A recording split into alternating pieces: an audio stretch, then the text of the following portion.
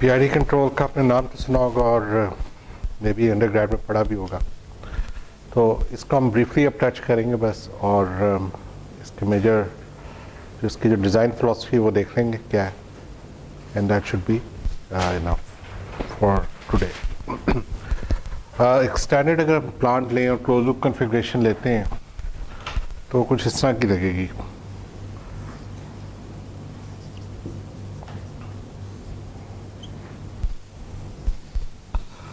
इसमें इम्पॉर्टेंट चीज़ ये है कि आपके पास यहाँ पे एक एरर सिग्नल जनरेट होता है।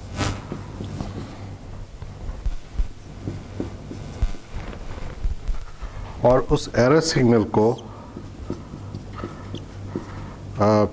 नॉर्मल कंट्रोल जो अभी तक कंट्रोल हमने पढ़ा है उसमें यहाँ पे के पी के साथ इसको मल्टीप्लाई करते हैं और फिर हम इसको प्लांट में इनपुट कर देते हैं। ये सिंपलेस्ट फॉर्म ऑफ कंट्रोलर है जो कि हमने इसको प्रोपोर्शनल कंट्रोल भी कहते हैं। ठीक है,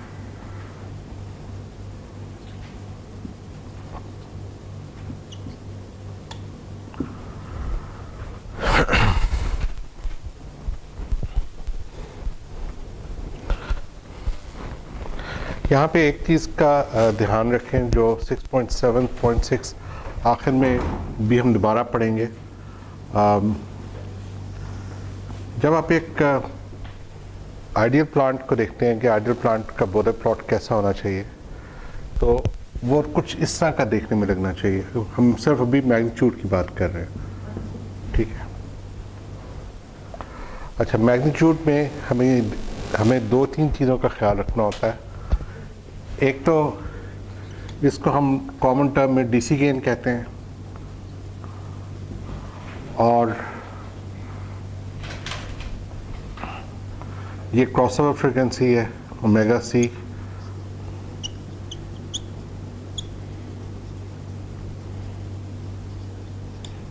और ये हाई फ्रीक्वेंसी रीजन है।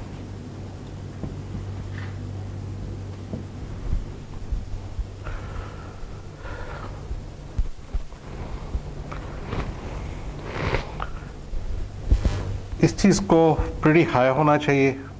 ठीक है, should be very much, because DC gain का रिलेशनशिप है 1/ESS के साथ। स्टेडी स्टेट एरर आप जितनी कम चाह रहे हैं आपका डीसी गेन उतना ज़्यादा होना चाहिए। ठीक है, अच्छा, और ये आपकी यहाँ पे gain as low as possible होना चाहिए टू रिजेक्ट नॉइस।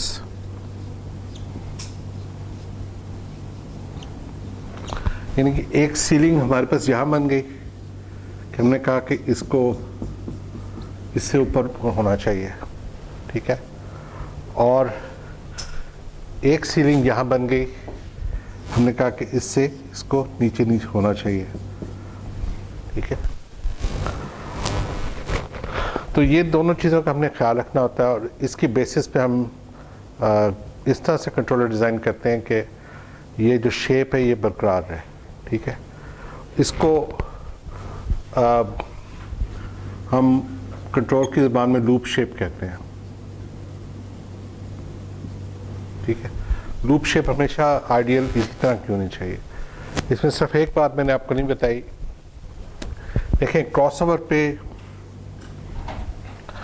आपका गेन तो इम्पोर्टेंट रोल प्ले, मतलब क्रॉसओवर पे ऑब्वियसली गेन तो ज़ीरो होगा, 0 dB होगा। ठीक है, क्रॉसओवर की इंपॉर्टेंस ये है कि यहाँ पे आप जो फेज़ होता है वो आपका फेज़ मार्जिन डिटरमिन करता है। इस फेज़ से आपका फेज़ मार्जिन डिटरमिन होगा। ठीक है, तो हम ये कहते हैं कि यहाँ पे जो स्लोप है ना वो कभी भी 20 dB पर डिकेड से बड़ी नहीं होनी चाहिए। ठीक है, हमेशा 20 dB पर डिकेड की स्लोप होनी चाहिए। मे बी माइनस कह लें आप इसको, लेकिन इससे बड़ी स्लोप नहीं होनी चाहिए, स्टीप नहीं होना चाहिए इसको। जब भी फ्रीक्वेंसी क्रॉस हो रही है, जब भी 0 dB क्रॉस हो रहा है, तो आपका जो फेज़ है स्लोप है वो 20 dB पर डिकेड होनी चाहिए। इससे कम हो जाए तो ठीक है, इससे ज़्यादा नहीं होनी चाहिए। क्यों? क्योंकि 20 dB पर डिकेड से अगर ज़्यादा फेज़ होगी तो उसका मतलब है कि आपका 180 से फासला कम होता जाएगा। 180 से फासला कम होगा तो फेज़ मार्जिन आपका ख़राब होगा। ठीक है, अगर आपको ये 3 पॉइंट्स क्लियर है ना कि आपने हाई फ्रिक्वेंसी पे बहुत लो गेन लेना होता है, लो फ्रिक्वेंसी पे जितना हाई गेन होगा उतना बेहतर है, और स्लोप आपकी 0 dB है, तो आपको 70-80% कंट्रोल्स आ गए फ्रिक्वेंसी वाला। फ्रिक्वेंसी डोमेन में बहुत ज़्यादा प्रिंसिपल्स नहीं है, यही मेजर प्रिंसिपल्स हैं। उसके बाद आप एच इन्फिनिटी कंट्रोल करें, रोबस्ट कंट्रोल करें, जो मर्जी करें, लेकिन इन 3 प्रिंसिपल्स के अराउंड ही हम घूमते हैं। इन्हीं को हम बार बार यूज़ करते हैं। इनके नाम हम सेंसिटिविटी रख देते हैं, कॉम्प्लीमेंट्री सेंसिटिविटी, लेकिन loop shape is a good general name और उसमें ये कॉन्सेप्ट आता है। अब अगर आप केपी को इफेक्ट देखें, अगर मेरे पास जनरल बोदर प्लॉट दिया हुआ है गेन का कुछ इस तरह का, तो केपी का इफेक्ट क्या होगा?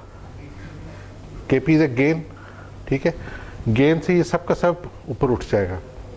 ठीक है, उससे उठने का फ़ायदा क्या है? फ़ायदा ये होगा कि ये देखें, बना के कंसेप्चुअली देख लेते हैं। ये मेरे पास लेट से के पहले था बोदर प्लॉट था। जब मैंने इस पर केपी ऐड किया तो बेसिकली एक कांस्टेंट स्लोप से इसको ऑफसेट से इसको उठा दिया। जब मैंने हर पॉइंट को उठाया तो 2 फर्क पड़े कि डीसी गेन इंक्रीज हो गया, ठीक है, डीसी गेन आपका इंक्रीज हो गया, मतलब केपी बढ़ा, केपी को आने से, केपी को ज़्यादा करने से डीसी गेन ज़्यादा हुआ, तो मेरी स्टेडी स्टेट एरर को क्या हुआ? कम होगी। ठीक है, तो ये आप इफेक्ट इंशाल्लाह देखेंगे लैब में। मेरा ख्याल है कि नेक्स्ट टाइम से ये आफ्टर दैट कि हम जब डीसी गेन, जब केपी टर्म यूज़ करेंगे तो उसका गेन बढ़ाएंगे तो उससे हमारा स्टेडी स्टेट एरर कम होगा। स्टेडी स्टेट एरर कम करने का मतलब है कि आप रेफरेंस सिग्नल को ट्रैक ज़्यादा अच्छा कर रहे हैं। तो इसको एक और तरीका है इसको कहने का कि हम ट्रैकिंग बेहतर कर रहे हैं, हमारी ट्रैकिंग बेहतर हो जाएगी। ठीक है, अच्छा, लेकिन उसके अब एक डाउन साइड भी है। यहाँ भी ठीक हो गया, क्रॉसओवर पे क्या फ़र्क पड़ा? क्रॉसओवर भी ज़्यादा हो गई। ठीक है, पहले क्रॉसओवर यहाँ थी, अब क्रॉसओवर यहाँ आ गई, इंक्रीज हो गई ना। लेकिन अब देखेंगे हाई फ्रिक्वेंसी पे क्या होता है, नॉइज़ जितना होता है आपका हाई फ्रिक्वेंसी पे आता है। अब जब हाई फ्रिक्वेंसी पे नॉइज़ आएगा तो क्या होगा? अब उसको गेन मिलेगा थोड़ा सा, तो आपकी नॉइज़ रिजेक्शन ख़राब हो गई है। ठीक है, तो अब हम कह सकते हैं कि पुअर नॉइज़ रिजेक्शन, या अगर मैं कहूँ कि नॉइज़ रिजेक्शन को क्या हुआ तो वो डाउन हो गई।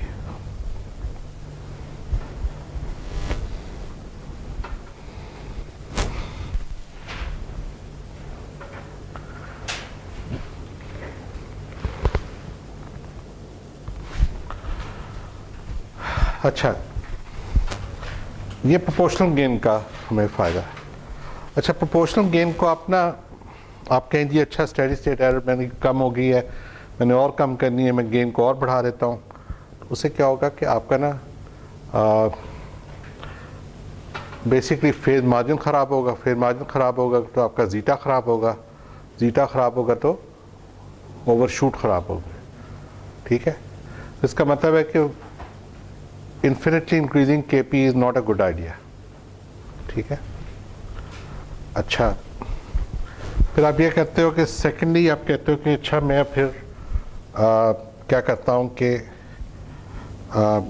जो एरर आ रही थी उसको ना मैं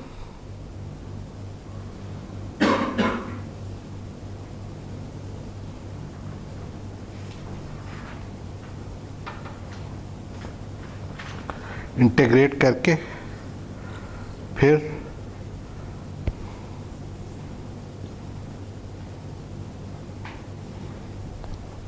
लेके आता हूँ। तो तो अब मेरे पास एक और टर्म भी आ गई के आई ओवर एस, या पूरी पूरी अगर मैं लिखूंगा इसको तो के P plus K I over S.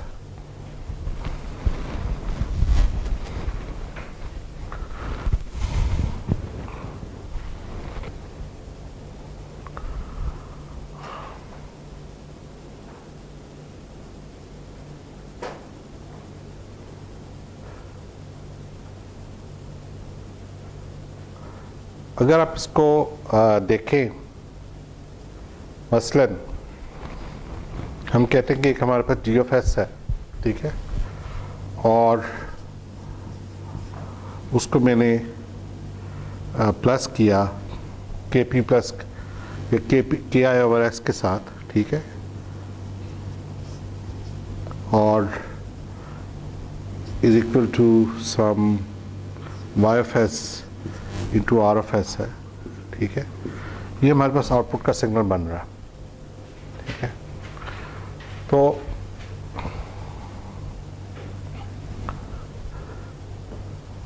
या बल्कि हम इसको स्ट्रेट अवे कर भी सकते हैं।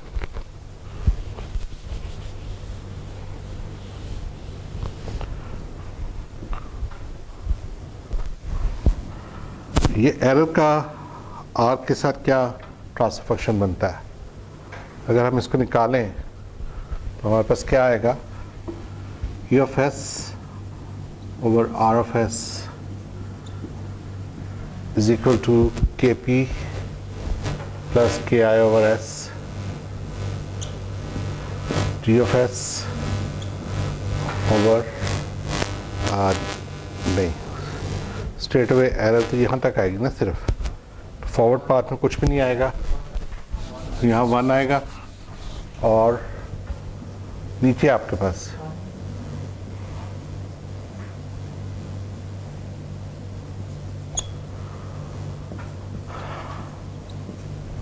ये आएगा, ठीक है। अब मैं आर एफ एस को उस साइड पे ले जाता हूँ और लेट से मैं स्टेप रिस्पॉन्स देख रहा हूँ, तो मैं आर एफ एस की जगह 1 ओवर एस पुट कर लेता हूँ, ठीक है। ये अब मेरे पास एरर का सिग्नल आ गया। अब मैं देखना चाह रहा हूँ कि इन्फिनिटी पे क्या हो रहा है।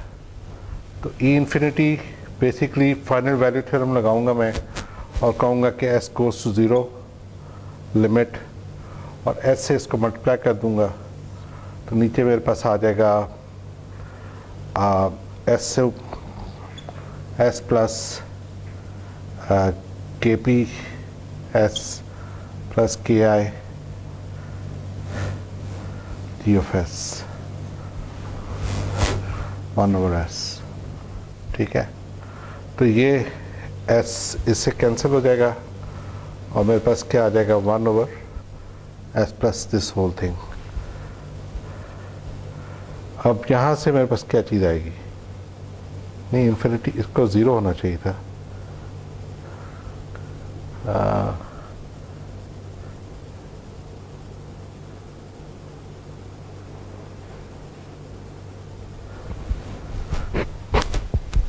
हमने ये सही कैलकुलेट किया।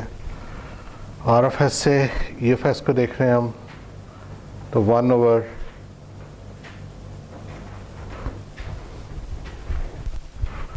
चले खाली के पी को खाली इसको देखें अगर, तो 1 plus K I over S आ गया,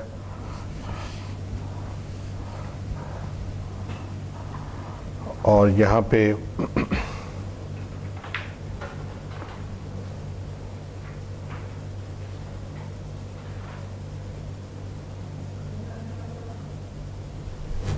इसको 0 होना चाहिए था। अच्छा ठीक है, एस ऊपर भी आएगा ना, ये तो फॉर्मूले का आ गया, और जब आप इसको एस को करेंगे तो यहाँ भी आएगा एस। क्यों? इसलिए कि आपने नीचे भी मल्टीप्लाई किया और ऊपर भी मल्टीप्लाई किया, ऐसे एक ऊपर आ गया एक नीचे आ गया, ये किसी एक एस को कैंसिल कर दें। अब आपके पास जो चीज़ टोटल आ रही है वो एस ऊपर है और नीचे आपके पास एक एस है। तो जब आप यहाँ 0 पुट करेंगे तो आपके पास टोटली इन्फिनिटी पे 0 आएगा, ठीक है। तो ये एक इसका थ्योरेटिकल प्रूफ है कि जब भी आपके पास के पी प्लस के आई आएगा तो ये गारंटीड है कि स्टेडी स्टेट एरर हमेशा ज़ीरो होगी, ठीक है। स्टेडी स्टेट एरर ज़ीरो होगी, सॉरी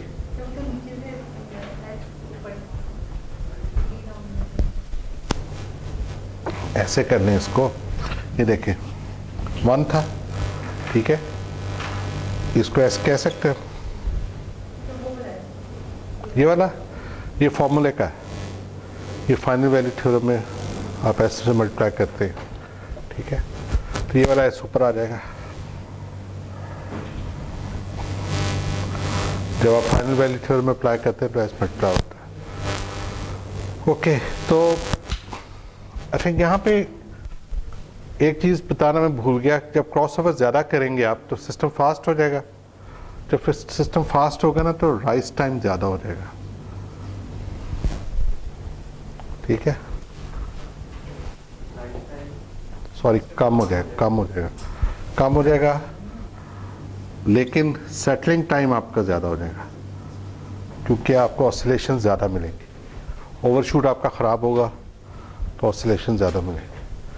अच्छा, यहाँ पे भी आपका राइज टाइम कम होगा थोड़ा सा, लेकिन आपका ओवरशूट ख़राब होता है। अच्छा, थर्ड टर्म फिर आप ले आते हैं जो कि आपकी डेरिवेटिव टर्म कहलाती है, के डी इंटू एस। तो ये चीज़ आपको के P plus K I over S के डी से क्या होता है कि आपका जो ओवरशूट है ना वो डिक्रीज हो जाता है, ठीक है, और या एमपी कह लें या इसको कुछ भी कह लें, और ऑसिलेशंस भी कम होती हैं तो आपका सेटलिंग टाइम बेहतर होता है, ऑसिलेशंस कम होती हैं। अच्छा, लेकिन इसका नुकसान क्या है, आपको फैक्ट्रीज में या रियल प्लांट्स में कभी भी डेरिवेटिव टर्म नहीं मिलेगी। वहाँ पे हमेशा प्लांट्स को के से और के पी से और के आई से चलाया जाता है, के डी को डेलिबरेटली ज़ीरो रखा जाता है। उसकी वजह ये है कि अगर के डी को मैं यहाँ प्लॉट करूँ तो कैसा लगेगा, के डी कुछ इस तरह का लगेगा, ऐसे, ठीक है। तो ये हाई फ्रिक्वेंसी पे क्या कर रहा है, ये हाई फ्रिक्वेंसी पे गेन को बढ़ा रहा है मुसलसल, उससे क्या होगा, नॉइज़ एम्पलीफाई होगा। तो डेरिवेटिव टर्म जो होती है वो नॉइज़ को ह्यूजली एम्पलीफाई करती है, तो इसलिए नहीं, अगर आप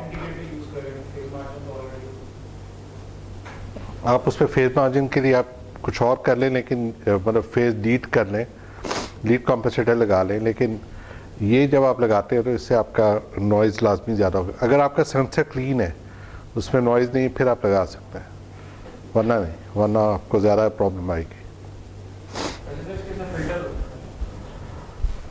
फ़िल्टर जो है ना, फ़िल्टर यूजली काफ़ी हाई फ्रिक्वेंसी पे होता है, और अगर वो लूप के अंदर है तो वो आपके कंट्रोलर के रिस्पांस को भी छेड़ रहा होगा, इसलिए फ़िल्टर थोड़ा केयरफुली लगाना चाहिए उसमें। अच्छा, तो बेसिकली आपके पी आई और डी कंट्रोलर्स इस तरह से बन जाते हैं, और ये तीनों फिर मिल के आपको रिस्पांस गवर्न करते हैं। तो इंशाल्लाह जो डीसी मोटर का कंट्रोल का आप एक्सपेरिमेंट करेंगे उसमें आप ये भी करेंगे। तो प्रीटी मच हमने 6.7 कवर किया आज।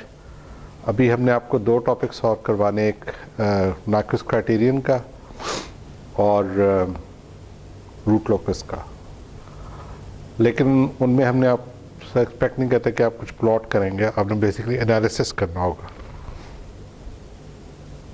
तो आप क्विज, सॉरी नहीं, ऑब्जर्वर इसमें नहीं करेंगे, इसमें टाइम डोमेन नहीं कर रहे हम, सिर्फ फ्रीक्वेंसी डोमेन कर रहे हैं।